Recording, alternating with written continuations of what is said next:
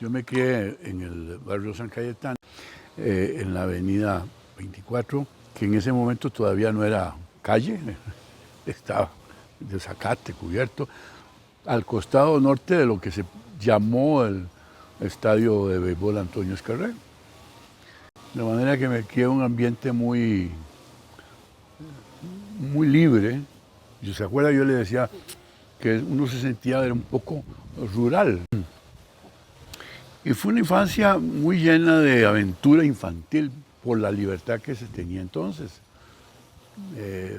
Nos íbamos caminando a la barra de amiguillos hasta el río Tiribí a bañarnos en una poza en el río Tiribí, que en esa época era un río cristalino, donde había peces y había de todo, se tomaba el agua de varias comunidades.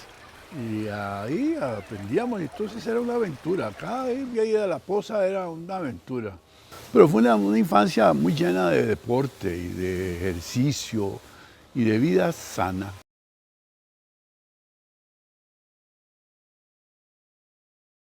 Mi mamá fue de las primeras enfermeras, fue la primera graduación profesionalmente, ella. Y fue una mujer totalmente entregada al servicio del prójimo. Ella era una mujer totalmente dedicada a ayudar a los demás, aún estando en necesidades las más difíciles. Ella siempre fue generosa y daba todo lo que ella podía darle a los demás. Quizá de ahí me viene a mí esa, un poco, no quiero ser vanidoso, pero me viene un poco a mí como ese compromiso social del arte a lo largo de toda mi vida.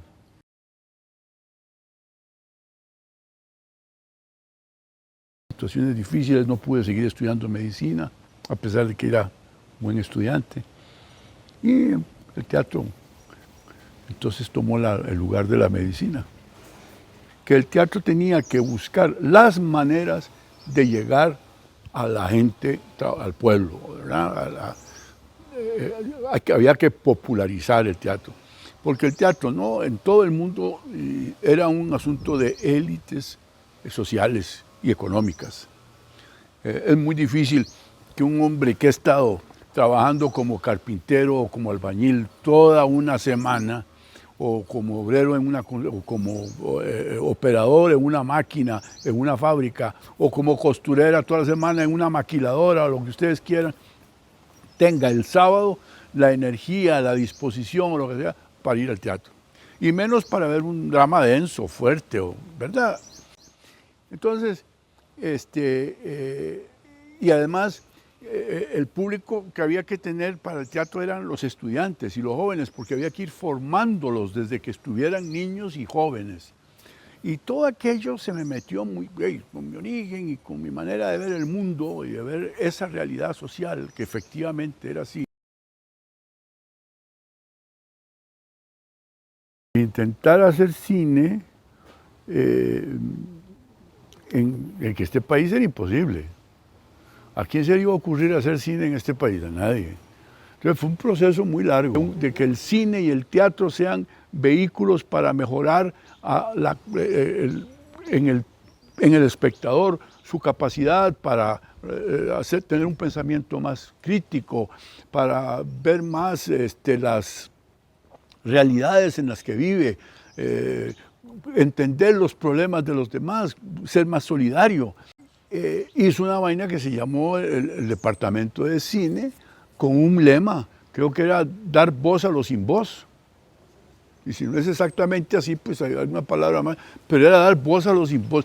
Entonces empiezan a formar documentalistas y a partir de ahí empezaron a formar a todos los demás, ¿verdad? A ese grupo, Ingo, etc., todos formaron una cosa ahí y empezaron a producir unos documentales que tenían que ver con esto que estamos hablando, de conocer el país, las 40, la cultura del guaro, Banana Republic, ¿verdad? Toda una serie de documentales que tenían que ver con la realidad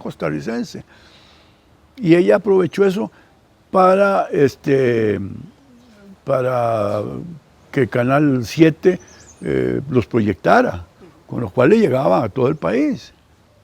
Entonces el cine se convirtió en una labor social coincidente con lo que yo planteaba para la Compañía Nacional de Teatro. Entonces, ahí por eso fue que nos acercamos mucho, la gente de cine y yo estábamos cerca, con todas las cosas que sucedieron, porque es muy largo de contar, eso, alguien tiene que contarlo. Por eso cuando vino Samuel, yo recuerdo Samuel Rubinsky que estaba haciendo estudios de guión en Francia, yo le dije, Samuel, ¿qué te parece si hacemos esto? Y Samuel se encantó y ahí nos metimos a hacer la Sala Garbo, Ismofilm y la distribuidora. La idea era que cada país de América Latina, los directores de cada país de América Latina tuvieran esos tres elementos, con lo cual el cine latinoamericano se apropiaba de su propio mercado. Esa era la idea. Apropiarnos de nuestra esencia, que nuestra realidad latinoamericana tuviera un canal, una vía de comunicación y de expresión que fuera el cine.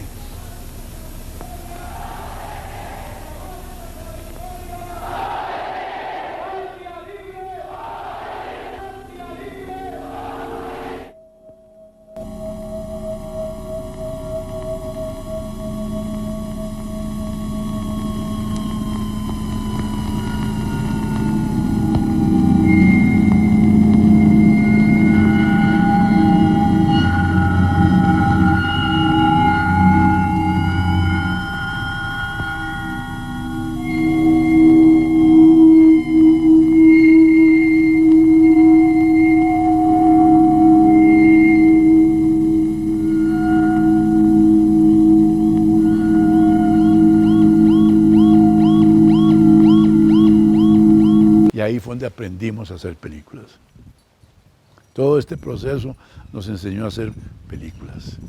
Y nos enseñó a soñar, nos despertó la necesidad de soñar con que las películas costarricenses pudieran recorrer el mundo.